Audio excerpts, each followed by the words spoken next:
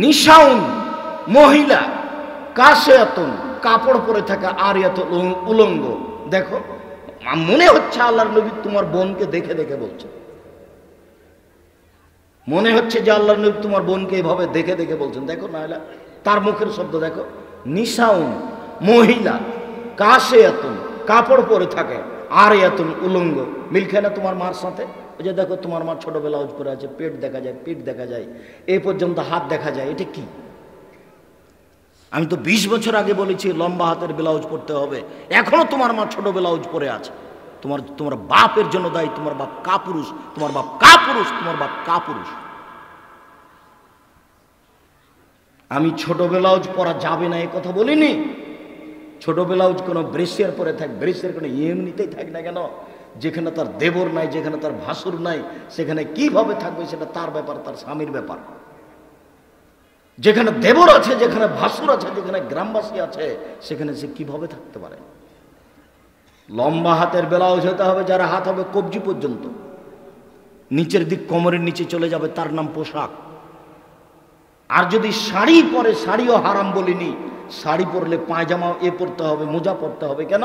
শাড়ি যদি পরে মোজা না পরে, তাহলে রিক্সার উপরে পা ওঠাতে হাঁটু পর্যন্ত পা খুলে যাবে। তোমাকে যে খারাপ লাগে না, তোমার বাপকে যে খারাপ লাগে না, কারোর কাছে যে আত্মমর্যাদা নেই, সবাই যে পশু প্রাণীর মতো দিন কাটাচ্ছে, কাউকে যে খারাপ লাগে না, বউ যে আস্কারা মাস্কারা মুখে চোখে লাগিয়ে ঘুরে বেড়াচ্ছে, একটুকু খারাপ লাগে না। কই আমাদের তো হাটে বাজারে না গিয়েও চলে, চলে তো, কোনো দিন আমরা হাটে বাজারে যাই না, আমাদের বাড়ি থেকে যায় না, চলে তো, আমরা বেঁচে আছি তো, মরে যাই না। লাইভ খোলেন জান্নাত, এরা জান্নাতে যাবে না। ওলা ইয়াজাদনা রিহা, এরা জান্নাতের গন্ধ পাবে না। ফাইনা রিহা লা তুজাদু মিন মাসিরাতি কাদা ওয়া কাদা, যে জান্নাতের গন্ধ 1 বছরের দূরত্ব পথ থেকে পাওয়া যায়, সেটাও সে পাবে না। এই হলো নারী। সম্মানিত দিনী বোন, আপনার জন্য জান্নাত সহজ এ কথাই ঠিক, তবে জাহান্নামও সহজ এ কথাও ঠিক। মহান আল্লাহ বলেন, ওয়াবুদুল্লাহ ওয়া লা তুশরিকু বিহি শাইআ। পৃথিবীর মানুষ, এক আল্লাহর ইবাদত করো, তার সাথে বিন্দুমাত্র শরীক করো না। ভারত বাংলাদেশ শিরক দিয়ে পরিপূর্ণ, রাজশাহী বিভাগেও যথেষ্ট শিরক আছে। গরুকে লাথি মারা যায় না এই কথা বললে শিরক হয়। ঘরে কাক ডাকছে, কুটুম্ব আসতে পারে এ কথা বললেও শিরক হয়। হাত থেকে গিলাস পড়ে গেলে কেউ আসতে পারে এ কথা বললেও শিরক হয়। লোকটা মরে যাওয়ার পরে তার রূহ 40 দিন বাড়িতে ঘুরতে থাকে, ইচ্ছা মতো কথা বলে, এরকম বললেও শিরক হয়। সূর্য ডুবার সাথে সাথে ঘরে আলো বাতি জ্বালতে হবে, এটা হিন্দুদের নীতি, এ কাজ করলেও শিরক হয়। স্বামী মরার সাথে সাথে নাকফুল খুলে দিতে হবে, এ নীতিতেও শিরক হয়। স্বামী মারা গেছে 4 মাস 10 দিন সাজগোজ করতে পাবে না, নতুন পোশাক পরতে পাবে না, তার নাম শোক। মুসলমান শোক পালন করবে 3 দিন, আর স্বামী মারা গেলে স্ত্রী শোক পালন করবে কতদিন? 4 মাস 10 দিন। তো সে 4 মাস 10 দিন নতুন পোশাক পরতে পাবে না, সাজগোজ করতে পাবে না, কিন্তু নাকের ফুল খুলে দিতে হবে হাতে হাতে, এটা কে বলবে? একই কথা। কুলাতে পা দেওয়া যায় না এই কথা বললেও শিরক হয়। চুলাতে পা লেগে গেলে অনেক কিছু হতে পারে এ কথা বললেও শিরক হয়। তুলসীর গাছ তুলে ফেলা যায় না এ কথা বললেও শিরক হয়। আমি কথা বলছিলাম, টিকটিকি টিকটিক করে উঠলো, বললাম ঠিক বলেছি, এ কথা বললেও শিরক হয়। জোড়া কলা খেলে জামা সন্তান হয়, জোড়া কলা খেলে যমজ সন্তান হয় এ কথা বললেও শিরক হয়। জুতা পায়ে দিয়ে ধানের উপরে হাঁটা যায় না এ কথা বললেও শিরক হয়। বাচ্চা ছেলে মেয়ে জন্ম নিয়েছে, রাতে লোহা হাতে করে বের হতে হবে, নইলে বাচ্চাকে চোরাচন্নি পাখিতে ধরবে। এই কথা বললেও শিরক হয়। আতর ঘরকে লক্ষ্য করে মায়ের কাছে কত সেরেক আছে, দাদির কাছে কত সেরেক আছে, আল্লাহ ভালো জানেন। এই করোনা সেই করোনা, চন্দ্র সূর্য গ্রহণ লাগলে যেই মহিলার পেটে বাচ্চা আছে সে চলাচল করতে পাবে না, চুপচাপ শুয়ে থাকবে, কাজ করতে পাবে না, কিছু করলে ক্ষতি হবে। চন্দ্র সূর্য গ্রহণ লেগেছে এরকম কথা বললে শিরক হয়। জন্মদিবস পালন করলে শিরক হয়, মৃত্যু দিবস পালন করলে শিরক হয়, কোনো দিবস পালন করলে শিরক হয়।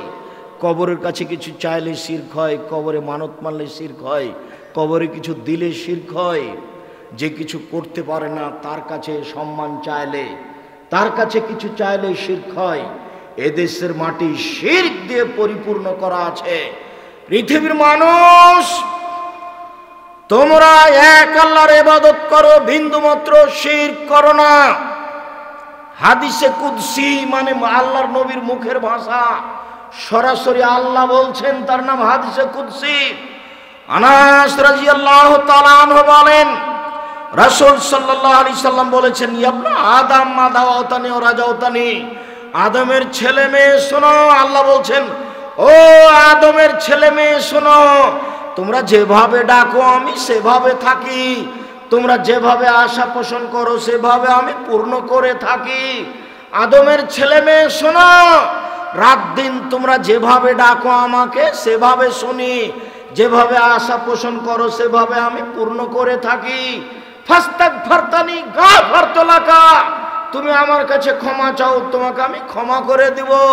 আলামা কানা মিনকা আলা উবালি, তোমার যত পাপ আছে সব ক্ষমা করে দিব। আমি পরোয়া করি না তুমি কত বড় পাপী, আমি পরোয়া করি না তুমি কত বড় পাপী, আমি পরোয়া করি না তুমি কত বড় পাপী।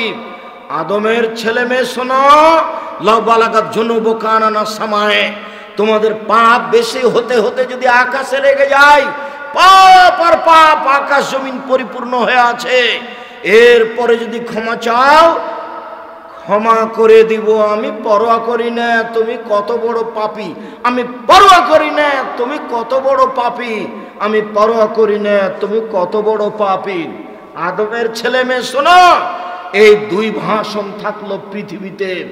এই বিচারের মাঠে যেদিন তোমরা আমার কাছে উপস্থিত হবে, আদমের ছেলে মেয়ে শোনো, সেদিন আমি বলবো, লা আতাইতানি বিকুরাবিল আরজি খাতায়া সুম্মা লাকিতানি লা তুশরিকু শায়া লা আতাইতুকা বিকুরাবিহা মাগফিরা। এই আদমের ছেলে মেয়ে শোনো, আজ কিয়ামতের মাঠে উঠেছো পাপ নিয়ে, পাপ আর পাপ, তোমাদের পাপ খালি আকাশ জমিনে পরিপূর্ণ হয়ে আছে। শোনো, যদি শিরক না থাকে আমি সব পাপ ক্ষমা করে দিলাম। তোমার যেই পরিমাণ পাপ আমার সেই পরিমাণ ক্ষমা, তোমার যেই পরিমাণ পাপ আমার সেই পরিমাণ ক্ষমা। যদি শিরক না থাকে, তোমার পাপ যত আমার ক্ষমা তত, তোমার পাপ যত আমার ক্ষমা তত। যদি শিরক না থাকে, পৃথিবীর মানুষ আল্লাহর ইবাদত করো, বিন্দুমাত্র শিরক করো না। অবিল ওয়ালিদাইনি ইহসানা, দ্বিতীয় কাজটা করে একটু বাপ মাকে মেনে চলো। যেদিন মা চুমা খায়, আদর করে, বারবার খাওয়ার রেডি করে আমাকে বলে, আমি বলি খাবো না, সেদিন মাকে সম্মান করার নাম সম্মান নয়। যেদিন দেখা যাচ্ছে যে মাটির উপরে মারছে আর খারাপ কেউ নেই, বউ বলছে দেখবে তোমার মা কত খারাপ, দেখবে তোমার মা কত খারাপ, দেখা তো তুই কি দেখাস, দেখো দেখো এই যে তোমার এই যে বড় মাছটা নিয়ে এসেছো না, এই যে মাথা খান তোমার বড় তোমার বোনের ছেলেকে দিল, দেখবে দেখো এই যে দেখো এই যে দেখো এই যে তোমার মা দিচ্ছে, দেখো। ঠিকই তো, তুই ঠিকই বলছিস তো, আসলেই তো মা খারাপ। যা বলে সবই উল্টা, আসলেই উল্টা, যা করছে সবই উল্টা, আসলেই উল্টা করছে। এই সময়তে আল্লাহ দেখতে চাচ্ছেন যে আপনি আপনার বাপ মায়ের সাথে কি আচরণ করেন। যেদিন বাপ মায়ের সাথে ভালো আচরণ করা খুবই কঠিন, যেদিন মনে হচ্ছে বাপ মায়ের চেয়ে খারাপ মানুষ আর দুনিয়াতে কেউ নেই, দুনিয়াতে সবার সাথে চলতে পারবো, বাপ মায়ের সাথে চলতে পারবো না, সেদিন বাপ মাকে শ্রদ্ধা করতে হবে, তার নাম শ্রদ্ধা। আল্লাহ বলতে বলতে এই পর্যন্ত বলছেন, ফালা তাকুল্লাহুমা উফিন, এই শব্দটা বলতে পাবা না। আমার মা, আমি যখন পেশাব করেছি 5-7 বার, তখন আমার মা একটু আদর করে আমাকে বলেছে, গায়ে একটু আঘাত করেছে আর বলেছে, এই অত পেশাব করিস কেন, এই একটু অত পেশাব করিস কেন। আমার মায়ের সেদিন আদর ছিল। এখন আমার মা আমার কোলে, আমি একদিন ছিলাম আমার মায়ের কোলে, এখন মা আমার কোলে। এখন যদি মা বারবার পেশাব করে, আমি যদি একটু বলি তাহলে জায়েজ হবে না। আজকে আমার সম্মান করে এরকম সুযোগ নেওয়ার কোনো সুযোগ নেই। পেশাব পরিষ্কার করব আমি, পায়খানা পরিষ্কার করব আমি, কাপড় বদলে দিব আমি, গোসল করিয়ে দেব আমি। আমার বোনেরা চলে গেছে শ্বশুর বাড়ি। আমার স্ত্রীকে বলেছিলাম তুমি আমার মাকে দেখিও, তখন আমার স্ত্রী বলছে তোমার মা অকথ্য ভাষা আমাকে গালি দেয়, তোমার মাকে দেখবো মানে তোমার মাকে তুমি দেখো গা। আমি সব বৌমা এমন এই কথা বলি না, বৌমা ভালো হোক এটাই চাই। উপস্থিত বৈঠকের মুসলিম বোন এদিকে শোনেন, এই মেয়ে শোনো, তোমার শাশুড়ি তোমাকে গালি দেয় এ কথাই ঠিক, তোমার শাশুড়ি তোমার নিন্দা করে এ কথাই ঠিক।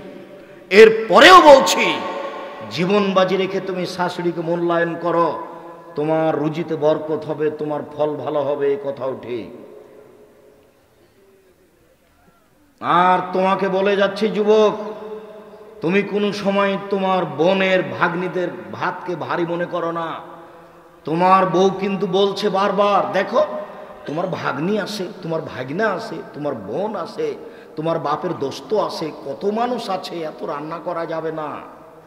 এই বলে তোমার বউ তোমাকে বলতে পারে, তুমি শোনো, একদিন আল্লাহ তোমার রুজি দিচ্ছিল শুধু তোমার হাতে, তারপর বিবাহ করলা, তোমার হাত দিয়ে এবার 2 জনের রুজি হলো। তোমার একটা ছেলে হলো, তোমার হাত দিয়ে 3 জনের রুজি হলো। একটা মেয়ে হলো, তোমার হাত দিয়ে 4 জনের রুজি হলো। ভাগ্নে এসেছে, 5 জনের রুজি হলো। ভাগ্নি এসেছে, 6 জনের রুজি হলো। বোন এসেছে, 7 জনের রুজি হলো। ভগ্নিপতি এসেছে, 8 জনের রুজি হলো। তোমার হাত দিয়ে আল্লাহ ব্যবস্থা করছে, তুমি করো, আল্লাহ বরকত দিয়ে দিবে।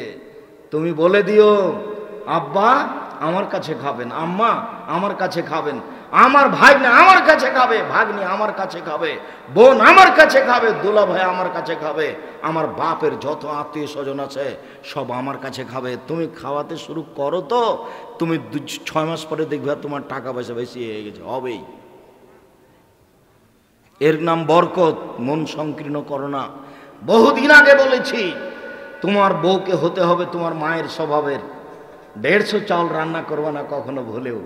কতদিন বললাম, তোমার মা 3 কেজি চাউল রান্না করত, ঢেঁকিতে ধান ভেঙে, গরু ছাগলে খেত, মেহমানে খেত, ছেলে মেয়ে খেত। তোমরা 10 ভাই বোন ছিলে, তোমার বাপ মা ছিল, 2 জন কিষান কামলা ছিল, তোমার বাপের স্বভাব ছিল মসজিদ থেকে ফকির ধরে আনা। এসার সময়তে মসজিদ থেকে বের হচ্ছে, কোনোতে একজন মুরব্বী বসে আছে, জি কে আপনি? আমি মুসাফির, বাড়ি কোথায়? ফরিদপুর ভাঙ্গা।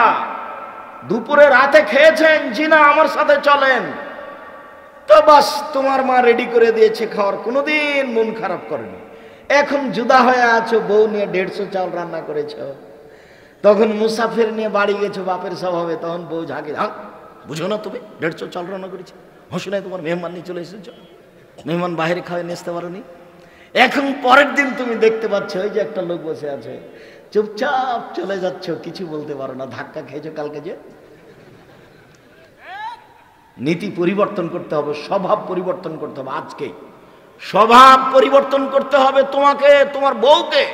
আমি তোমার বউকে তালাক দিতে বলিনি, তবে যদি স্বভাব পরিবর্তন না করে বউ তালাক দিতে হবে, এ কথাই ঠিক। 150 চাউল রান্না করতে হবে না, হাফ কেজি, 1 কেজি, 3 কেজি চাউল রান্না করতে হবে। ছেলে মেয়ে খাবে, তোমরা খাবা, পশু প্রাণী খাবে, গরুতে খাবে রাতে। তবুও তুমি অল্প চাউল রান্না করবে না, মানুষজন খাবে, মেহমান খাবে, ফকির মিসকিন খাবে। 3 দিন যদি বাড়িতে ফকির না আসে, তাহলে স্বামী স্ত্রী বলা বলি করবে, কি ব্যাপার উপরে উলুট পালট হয়ে গেছে নাকি, ফকির নাই কেন, মিসকিন নাই কেন, মানুষ নাই কেন, মেহমান নাই কেন, মনটা বড় রাখিও, কয়দিন করে বয়স শেষ, বাপ চলে গেছে, দাদা চলে গেছে, দাদি চলে গেছে, আমিও চলে যাব, সময় শেষ, মেহমানকে খাওয়াইয়ে যাও, ফকির মিসকিনকে খাওয়াও, এক কাজে তিন নেকি। এক, আল্লাহর পথে জিহাদ করলে যত নেকি হয়, ফকির মিসকিনকে খাওয়ালে তত নেকি হয়। দুই, রাতে তাহাজ্জুদ পড়লে যত নেকি হয়, ফকির মিসকিনকে খাওয়ালে তত নেকি হয়। তিন, নিয়মিত বৃহস্পতিবার, সোমবার, প্রতি মাসে 3 দিন, আরাফার দিন, মুহররমের দিন, এইসব দিনে রোজা থাকলে যত নেকি হয়, ফকির মিসকিনকে খাওয়ালে তত নেকি হয়। এক কাজে 3 কাজ, 3টা কাজের বিনিময় বিশাল বিশাল বিশাল। এক, জিহাদ, বিনিময় জান্নাত। 2, রাতে তাহাজ্জুদ, বিনিময় জান্নাত। 3, কি বললাম, নফল সিয়াম, বিনিময় জান্নাত। তো এই 3টার সমন্বয়ে এক কাজ, কি বলেন তো, ফকির মিসকিনকে খাওয়া। ভালোই বুঝতে পেরেছে, 3টার সমন্বয়ে এক কাজ, একটাতে 3 কাজ। রাসূল সাল্লাল্লাহু আলাইহি ওয়াসাল্লাম বলছেন, পৃথিবীর মানুষ শোনো শোনো, ইন্না ফিল জান্নাতি লাগারাফ ইরা যাহিরা মিন বাতিনহা বাতিনা মিন জাহিরিহা। জান্নাতে কতগুলি দামি দামি ঘর আছে, এত দামি ঘর, উন্নত মানের পদার্থ, বাহির থেকে ভিতর দেখা যায়, ভিতর থেকে বাহির দেখা যায়, খালি টক টক টক টক করছে, ঝকঝক করছেন। তখন সাহাবীগণ বলছেন, আল্লাহর নবী এগুলো কাদের জন্য? তখন আল্লাহ রাসূল বলছেন যে আতামা তমা, যারা ফকির মিসকিনকে খেতে দিতে পারে তাদের জন্য। যদিচ ওখানে আরো একটা কথা আছে, রাতে মানুষ যখন ঘুমায় তাহাজ্জুদ পড়ে যারা, তাদের জন্য। আর একটা বলেছেন নফল সিয়াম পালন করে যারা, তাদের জন্য। আর একটা বলেছেন মুখের ভাষা নরম যার, তাদের জন্য। সম্মানিত দিনী ভাই বোন, ওয়াবুদুল্লাহ ওয়ালা তুশরিকু বিহি শাইআ, পৃথিবীর মানুষ এক আল্লাহর ইবাদত করো, তার সাথে বিন্দু মাত্র শরীক করো না। 2, বাপ মাকে মেনে চলো। একজন সাহাবী এসে বলছেন, আল্লাহর নবী আমার বাপ মা আমার কাছে কি পায়? তখন আল্লাহ রাসূল বলছেন, বলো কি পায়? মানে হুমা জান্নাতুকা নারকা, তারাই দুজন তোমার জাহান্নাম, তারাই দুজন তোমার জান্নাত, ওরাই তোমার জাহান্নাম, ওরাই তোমার জান্নাত। বাপ মা তোমার জাহান্নাম, বাপ মা তোমার জান্নাত। খুব হিসাব করে বাপ মায়ের সাথে কথা বলবেন, কোনোদিন জোরে কথা বলবেন না, ঝাঁকি দিয়ে কথা বলবেন না। মরার পরে অনেক স্বাদ হবে মায়ের সাথে ভালো আচরণ করার, কিন্তু আর মাকে ফেরত পাওয়া যাবে না। বাপের মরার পরে অনেক স্বাদ হবে তার সাথে ভালো আচরণ করার, কিন্তু মরার পরে আর স্বাদ হবে না। আমার একটা পরামর্শ আছে, সালাম ফিরার পূর্বে একটা দোয়া পড়ার। বলেন তো কি? রব্বিরহামহুমা কামা রাব্বায়ানি সাগীরা, একটু পালন করবেন। আর একটা পরামর্শ আছে, এইটা যেন ঠিক মতো বলতে পারি, তার জন্য কি 2 রাকাত সালাত। আব্দুল্লাহ বক্তব্যের এক পর্যায়ে বলছিল শেষের দিকে, প্রত্যেকটা কাজের জন্য 2 রাকাত সালাত, বিপদের জন্য 2 রাকাত সালাত, কিছু চাইবেন তার জন্য 2 রাকাত সালাত, কোনো বিপদে পড়েছেন তার জন্য 2 রাকাত সালাত, সমস্যা তার জন্য 2 রাকাত সালাত, সব জায়গাতে 2 রাকাত সালাত দিয়ে কাজ। অবিদিল কুরবা, নিকট আত্মীয়র সাথে ভালো আচরণ করো। পৃথিবীতে সবচেয়ে নিকট আত্মীয় হচ্ছে নিজ ভাই। নিজ ভাইয়ের সাথে চলা খুবই কঠিন। আমাদের চাঁপাইনবাবগঞ্জে একটা কথা আছে, ভাই ভাই ঠাঁই ঠাঁই। ভাই কিন্তু চাকরি করে আর একজনের ভাইয়ের ছেলে মেয়ে লালন পালন করে না, স্বাভাবিকভাবে বাপই লালন পালন করে। 1 মায়ের 3 ছেলে, সবাই চাকরি করে, ভিন্ন ভিন্ন খায়, ছেলে মেয়ে নিয়ে, বউ নিয়ে। এও চাকরি করে, ব্যবসা করে, ছেলে মেয়ে নিয়ে, বউ নিয়ে খায়। এও উপার্জন করে, ছেলে মেয়ে নিয়ে, বউ নিয়ে খায়। কেউ কারো খায় না। কয়দিন আগে সবাই মায়ের কাছে খাচ্ছিল। অবাক পৃথিবী। এখানে সমস্যা আছে, জমি ভাগ নিয়ে, জিনিস ভাগ নিয়ে। আমাদের গ্রামের এক লোক 2 ভাই মিলে মারামারি করতে করতে ঢেঁকি কাটা ভাগ করে নিয়েছে। ঢেঁকি কেটা ভাগ করে নিয়েছে, তো কি হবে? এটাতে দুজনই ঠান্ডা, দুইজনের বউ ঠান্ডা, দুইজনের সাথে চলা খুব কঠিন। ভাই বড় ভাই ভুল করেছে, আপনি হাত ধরে ক্ষমা নেবেন। এই ছেলে,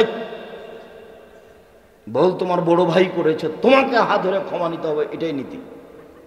মুরব্বী আপনাকে বলছি, অনুরোধ, আপনার ছোট ভাই ভুল করেছে, আপনি হাত ধরে ক্ষমা নেবেন, এটাই ঠিক। যখন যে জেলাতে যাই, সেই জেলাতে দেখি প্রায় মানুষ আমার হাত ধরে ক্ষমা নেয়। ভাই মাফ করবেন, আপনাকে না বুঝে আমি অনেক কিছু বলেছিলাম। কি যে হয়, খালি নাকি বলে। আমি কোনোদিন ক্ষতি করিনি, আর ক্ষতি করার চেষ্টাও করি না। ঢাকা বিমানবন্দরে বসে আছে একটা লোক, চট করে পাশে এসে সালাম দিয়ে বলছে আসসালামু আলাইকুম। কথা একটু নরম করে বললে হয় না? তা আমি বলছি যে নরম করে বললে হয় না, এজন্য তো বলছি। না হবে, নরম করে বললেও হবে। খুব জোরে বলছে, নরম করে বললে হবে না, এই জন্যই বলি। আবার বলছে নরম করে বলতে হবে, নরম করে বললেই হবে, এভাবে বলবেন কেন? তো আমি বলছি এখন বিমানবন্দরে যারা আছে, এখন এই মুহূর্তে জরিপ করা হোক। আমি আব্দুর রাজ্জাক বিন ইউসুফ, আমার কথা বেশি মেনে চলছে, এই সংখ্যা যদি বেশি না হয়, বাংলাদেশে যত আলোচক আছে সবার চেয়ে যদি বেশি না হয়, আমি আজ থেকে আর বক্তব্য দেব না। তখন বলছে আপনি ঠিক বলেছেন, আমি আপনার কথা মেনে চলি, কিন্তু আমার মনে সাধ হচ্ছিল কোনোদিন দেখা হলে একটু বলবো, তাই বললাম। আল্লাহর কসম, আমি জাতিকে ফাঁকি দিনি। আপনাকে আমি ফাঁকি দিয়ে আমি পরকাল হারাতে রাজি নই। আর বক্তব্য মিঠে কণ্ঠস্বরে করা যাবে না। আল্লাহ রসুল বলছেন এ যা খাতাবা, জাবের বলছেন এ যা খাতাবা।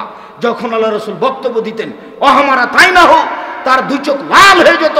ওস্তাদা গাজাবো হোক, তার রাগ বেশি হয়ে যেত। ওয়ালা সৌত হোক, তার কণ্ঠ উঁচু হয়ে যেত। কান্ন মঞ্জুর যায়, যেন তিনি সৈন্য দলকে ধমক দেখাচ্ছেন, এই করতে হবে সেই করতে হবে। এটা ছিল তার বক্তব্যের গতি। কুমিল্লাতে একজন লোক পেশ করছে, উপস্থাপক একজন মওলানাকে পেশ করছে বক্তব্যের জন্য। তখন বলছে এখন আপনাদের সামনে অমুক বক্তব্য দিবে। কি ব্যাপার, ধর্ম এরকম পাগল হয়ে গেছে। কণ্ঠস্বরে বক্তব্য চলবে না, এই কথাই ঠিক। মহান আল্লাহ বলেন অবেদিল কুরবা ওয়াল ইয়াতামা, এতিমদের সাথে ভালো আচরণ করতে হবে। আনা ও কাফিলুল ইয়াতিম, পৃথিবীর মানুষ শুনে রেখো, যে ব্যক্তি এতিমের লালন পালন করবে সে এবং আমি জান্নাতে এভাবে থাকবো। তর্জনীয় মধ্যমা তিনি আঙ্গুল দুটি ইশারা করে দেখালেন, তবে দুইটার মাঝে একটু ফাঁক রাখলেন। দেখো, কেউ যদি এতিমের লালন পালন করে তাহলে সে আর আমি জান্নাতে এভাবে থাকবো। তখন একটু দুইটার মাঝে ফাঁক রাখলেন, তবে তিনি বললেন কেউ যদি দুইটা মেয়ের বেটির লালন পালন করে, দুইটা বেটি লালন পালন করে বিবাহ দিয়ে দেয়, আমি মুহাম্মদ সাল্লাল্লাহু আলাইহি সাল্লাম এবং সে ব্যক্তি জান্নাতে থাকবো এইভাবে। তখন এই আঙ্গুল দুটি দেখালেন, তখন আঙ্গুল দুটি জমা করে দিলেন। এবার বলেন তো, এতিম লালন পালনের চেয়ে বেশি নেকি আছে কি করলে? মেয়ে লালন পালন করলে। 10টা বেটাকে মাস্টার ডিগ্রি পাস করালে 1 নেকি হবে, এই কথা মুহাম্মদ সাল্লাল্লাহু আলাইহি সাল্লাম বলেননি। শিক্ষা দিয়ে নিজেকে বাঁচাচ্ছে। অবেদিল কুরবা ওয়াল ইয়াতামা ওয়াল মাসাকিন, মিসকিন ফকির মিসকিনের সাথে সদাচরণ করতে হবে। ওয়াল জারিদিল কুরবা ওয়াল জারিল জুনুব, যারা নিকট প্রতিবেশী যারা দূর প্রতিবেশী তাদের সাথে ভালো আচরণ করতে হবে। আবু হুরায়রা রাদিয়াল্লাহু তাআলা আনহু বলেন, এক খেয়ালে চেয়ে থাকবে, এই ছেলে ঘুমাচ্ছ নাকি? অল্প সময়ের মধ্যে আমরা শেষের দিকে চলে আসছি, আপনি অপেক্ষা করুন। রাসূল সাল্লাল্লাহু আলাইহি সাল্লাম বলেন, যে তার প্রতিবেশীকে কষ্ট দেয় সে জান্নাতে যাবে না। আবু হুরায়রা রাদিয়াল্লাহু তাআলা আনহু বলেন, রাসূল সাল্লাল্লাহু আলাইহি সাল্লাম বললেন, আল্লাহে লা ইউমিনু, আল্লাহর কসম সে ব্যক্তি মুমিন নয়। আল্লাহর কসম সে ব্যক্তি মুমিন নয়। আল্লাহর কসম সে ব্যক্তি মুমিন নয়। বলা হলো আল্লাহর নবী কে মুমিন নয়? তখন আল্লাহর নবী বললেন, মাল্লা ইয়ামান জারুহু বায়কাহু, যে তার প্রতিবেশীকে কষ্ট দেয় সে মুমিন নয়। আবু হুরায়রা রাদিয়াল্লাহু তাআলা আনহু বলেন, রাসূল সাল্লাল্লাহু আলাইহি ওয়াসাল্লাম বলেছেন, মান কানা ইউমিনু বিল্লাহি ওয়াল ইয়াউমিল আখির, যে আল্লাহকে বিশ্বাস করে, পরকালকে বিশ্বাস করে, সে জন্য প্রতিবেশীকে কষ্ট না দেয়। যে আল্লাহকে বিশ্বাস করে, পরকালকে বিশ্বাস করে, সে যেন প্রতিবেশীকে কষ্ট না দেয়। আবু হুরায়রা রাদিয়াল্লাহু তাআলা আনহু বলেন, রাসূল সাল্লাল্লাহু আলাইহি সাল্লাম বলেছেন, আউয়ালু খাসমানি ইয়াউমাল কিয়ামাহ জারান, বিচারের মাঠে প্রথম বিচার হবে দুই প্রতিবেশীর। আব্দুর রাজ্জাক সাহেব, থামেন থামেন, আপনি একদিন বলেছিলেন সর্বপ্রথম বিচার হবে নামাজের, সালাতের, আজকে বলছেন সর্বপ্রথম বিচার হবে প্রতিবেশীর। জি, আল্লাহর হকে সর্বপ্রথম বিচার হবে সালাতের, নামাজের, তবে মানুষের অধিকারে হকে সর্বপ্রথম বিচার হবে প্রতিবেশীর। একজন লোক এসে বলছে, আল্লাহর নবী, আন্নি কাইফালা আলাম, আমি কিভাবে বুঝবো? আসান্ত আশা, তো আমি ভালো মানুষ, আমি খারাপ মানুষ। আল্লাহর নবী, আমি কিভাবে বুঝবো আমি ভালো মানুষ, আমি খারাপ মানুষ? আল্লাহর নবী বলছেন,